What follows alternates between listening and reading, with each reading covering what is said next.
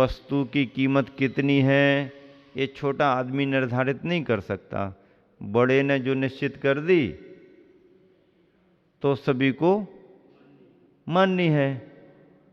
ऊपर से निर्धारित हो गया इतने रुपया किलो ही खरीदा जाएगा। अब किसान क्या करेगा? सरकार की तरफ से निश्चित कर दिया गया, बस। तो बड़े लोग कभी कीमत बढ़ा करके आंक लेते हैं, कभी घटा करके आंक लेते हैं। तो बड़े लोगों पर आश्रित है। धनिक और निर्धन ये दोनों वस्तु के सही सही मूल्य को स्वप्न में भी नहीं आंक सकते। धनिक भी नहीं आंक सकता, निर्धन भी नहीं आंक सकता। कारण धनहीन दीनहीन होता है प्रायः। धनहीन दीनहीन होता है प्रायः, और धनिक वह विषयांध मदाधीन होता है प्रायः। धनहीन दीनहीन रहेगा और धनवान धनिक मदांध विषयांध रहेगा। वो वस्तु का सही सही आकलन नहीं कर पाएगा। उपहार के रूप में भी राशि स्वीकृत नहीं हुई तब। अब सेवक ने कुंभकार को यह सब सुनने के बाद भी उपहार देना चाहा होगा। चलो कीमत नहीं ले रहे तो उपहार ले लो। उपहार के रूप में भी राशि स्वीकृत नहीं हुई तब सेवक ने शिल्पी को धन के बदले में धन्यवाद दिया। फिर सेवक ने शिल्पी को, अब धन तो नहीं दे पाया, तो धन नहीं दे पाया तो धन्यवाद दे दिया। और चल दिया घर कुंभले सानंद। और चल दिया घर कुंभले सानंद। आसन से उतरकर सोल्लास सेठ ने भी हसमुख सेवक के हाथ से अपने हाथ में ले लिया कुंभ, और ताजे शीतल जल से धोता है कुंभ को स्वयं। अब देखो, कुंभ आया है कुंभकार के पास से, तो सबसे पहला काम सेठ ने क्या किया? कुंभ को धोया है। संस्कार ठीक है कि नहीं है? बात अच्छी है कि नहीं है? बनी हुई वस्तु आई है, उसका उपयोग करने के पहले उसका शुद्धिकरण तो होना चाहिए।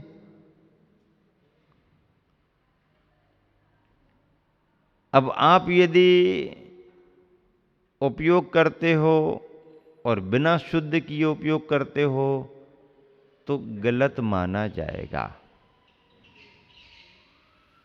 शुद्धिकरण होना जरूरी है।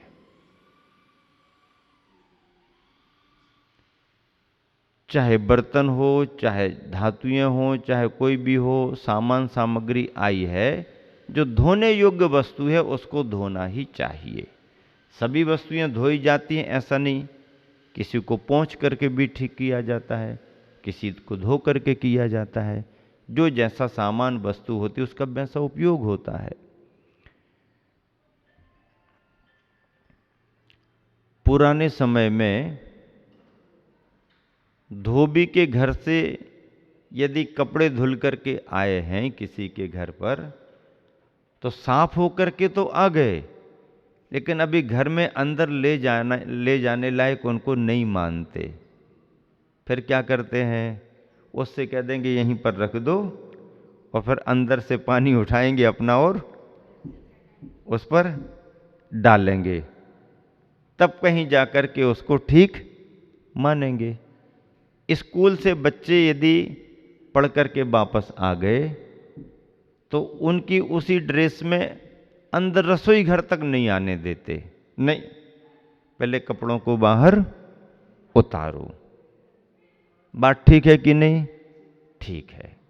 अभी तुम कर पा रहे कि नहीं कर पा रहे तुम सोचो, लेकिन बात बिल्कुल, क्योंकि स्कूल यानी स्कूल, सभी समुदाय के रहते हैं बच्चे, उठना बैठना होता है, वो ड्रेस बाहर की है, वो हमारे घर किचन रसोई घर की अंदर की नहीं। जूते चप्पल रसोई घर तक नहीं जाना।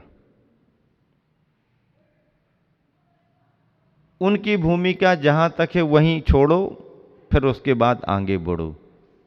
लेकिन अब क्या करें महाराज, हम पालन तो वही करते हैं, अंदर नहीं ले जाते जूते चप्पल। तो फिर क्या करें? नहीं नहीं, हमने तो चौके की स्लीपर बना ली हैं चौके वाली स्लीपर। चौके वोके की कोई होती क्या? नहीं होती, लेकिन बना ली। आपके अंदर वो भी चली गई, कपड़े भी चले गए। खाने पीने का सामान जो है आपने तो तैयार किया नहीं।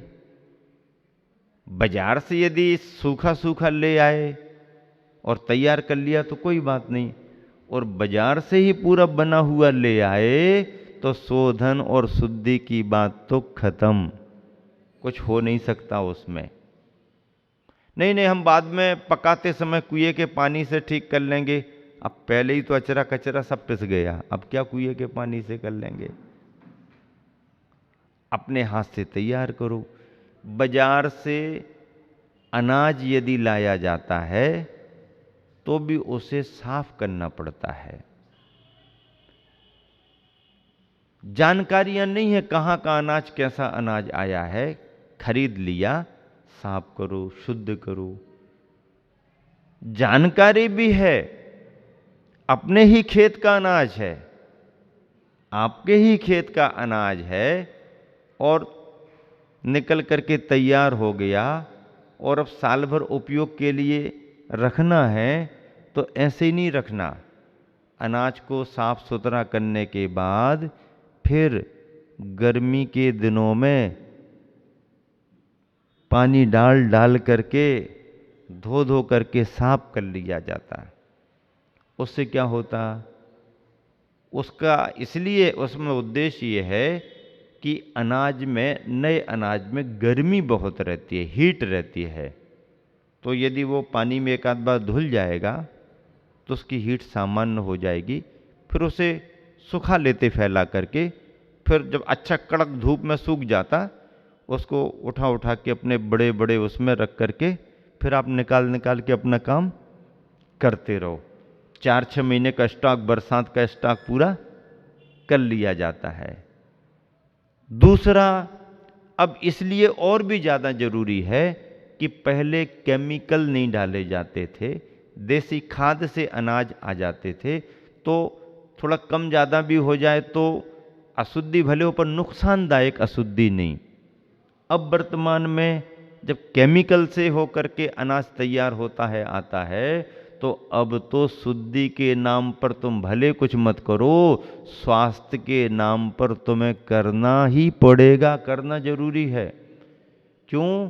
क्योंकि ऐसे ऐसे रसायन लग जाते हैं अनाज में, अंदर तत्व चला जाता कि यदि उसको धोया नहीं और सीधा पिस गया अनाज, तो वो सीधा रसायन तुम्हारा अनाज के आटे के साथ चला जाएगा अंदर।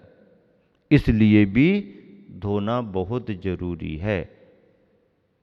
कचरा, मिट्टी निकल जाती है, हीट भी कम हो जाती है, और जो भी केमिकल रसायन वगैरह लग जाते हैं वो भी निकल जाते। सब्जियां और फल जो भी आप बाजार से लेकर के आ रहे हैं, सब ठीक हैं क्या? जैसे दिख रहे वैसे ही हैं क्या? अरे आप उनका परीक्षण करना शुरू कर दो तो समझ में आ जाएगा। धोते धोते पानी हरे कलर का हो जाता और फल सब्जी ऐसे ही दिखने लगती।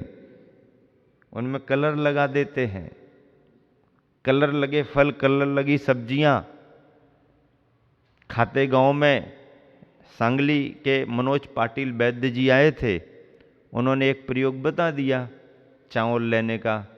स्वास्थ्य की दृष्टि से हमारे को कह दिया उन्होंने कि आप डायरेक्ट ऐसा चावल ना लेके, नहीं, सेव फल लेने को उन्होंने कहा, तो सेव फल लो आप। तो हमने कहा सेव फल ठीक है, थोड़ा ले लेंगे।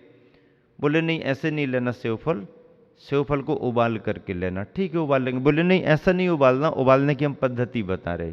क्या पद्धति? उन्होंने कहा चावल पकने को रखें, पानी डालें और उसी चावल के पकने में एक सेव फल और डाल दें, बना साबुत, साफ सुथरा करके साबुत डाल दो उसको। अच्छा क्या होगा उससे?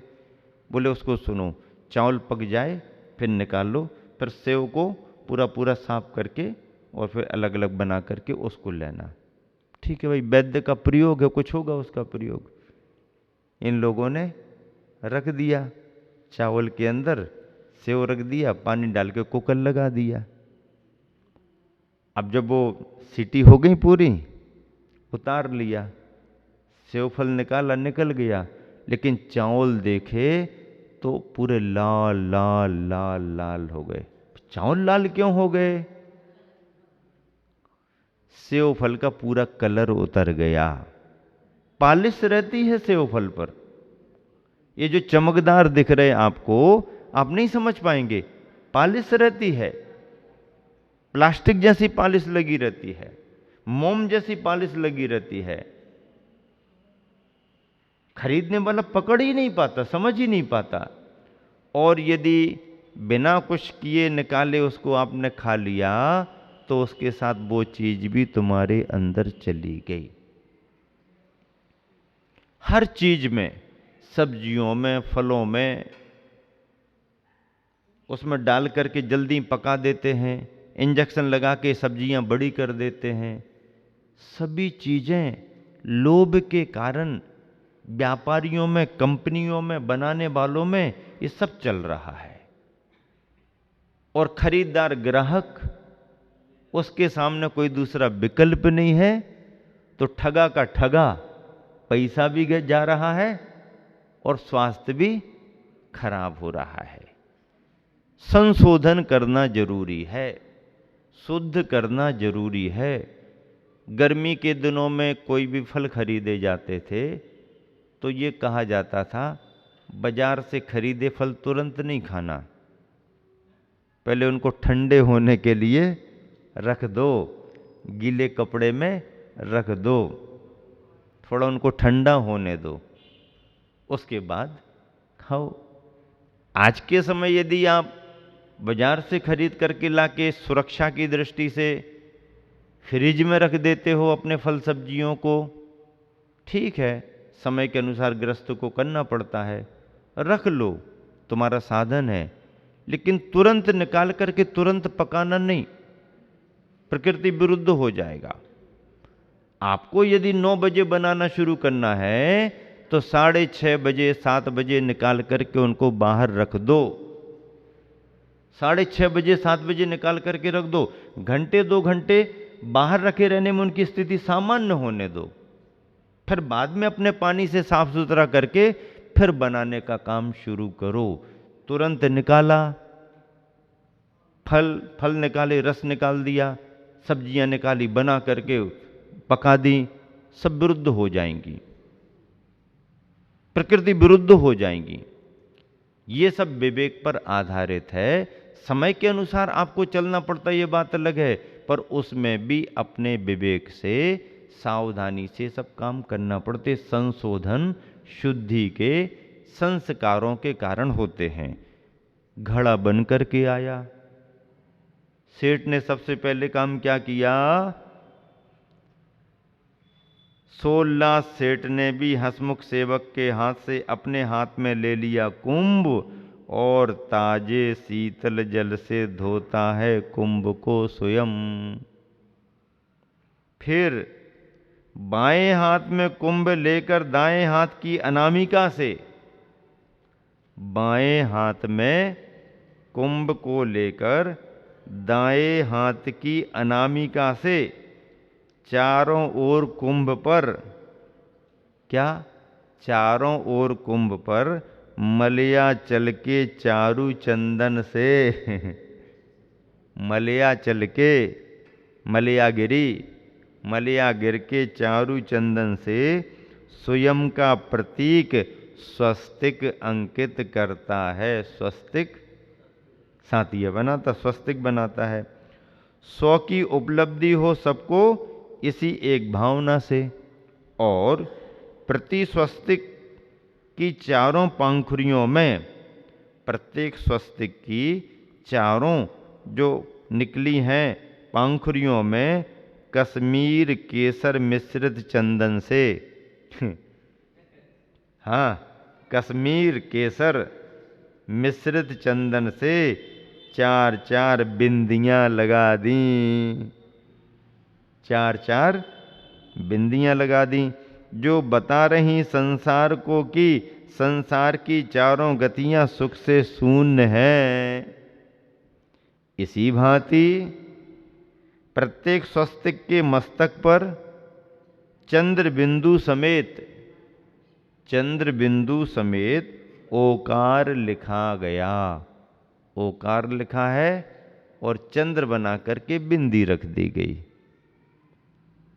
चंद्र अर्ध चंद्र बना करके बिंदी रख दी गई और ओकार लिख दिया गया। ओकार लिखा गया। योग एवं उपयोग की स्थिरता हेतु, ये प्रतीक योग और उपयोग की स्थिरता हेतु किए गए। योगियों का ध्यान प्रायः इसी पर टिकता है। ओंकार ओंकार ओंकार, योगियों का ध्यान प्रायः इसी पर टिकता है। हल्दी की 2 पतली रेखाओं से कुंभ का कंठ शोभित हुआ। अब हल्दी लेकर के 2 पतली रेखाओं से कुंभ का गला शोभायमान कर दिया गया। कुंभ के गले में 2 हल्दी की रेखाएं लगा दी। जिन रेखाओं के बीच कुमकुम का पुट देखते ही बनता है। अब हल्दी की रेखाओं में कुमकुम का पुट भी लगा दिया, बनता है। हल्दी कुमकुम केसर चंदन ने, क्या क्या लग गया? हल्दी कुमकुम केसर चंदन। केसर कहाँ से आई? कश्मीरी केसर आई। केसर कहाँ से आई? कहाँ से आई? कश्मीर से केसर आई। कश्मीरी केसर प्रसिद्ध है, तो केसर कश्मीर की। और चंदन कहाँ से आया? मलयागिरी, मलयाचल, मलयगिरी से चंदन आया। कश्मीर से केसर आई। कुमकुम कहाँ से आया? और हल्दी कहाँ से आई? कहीं से भी आई, लेकिन आ गई। और इन चारों ने अपनी महक से माहौल को मुग्ध मुदित किया।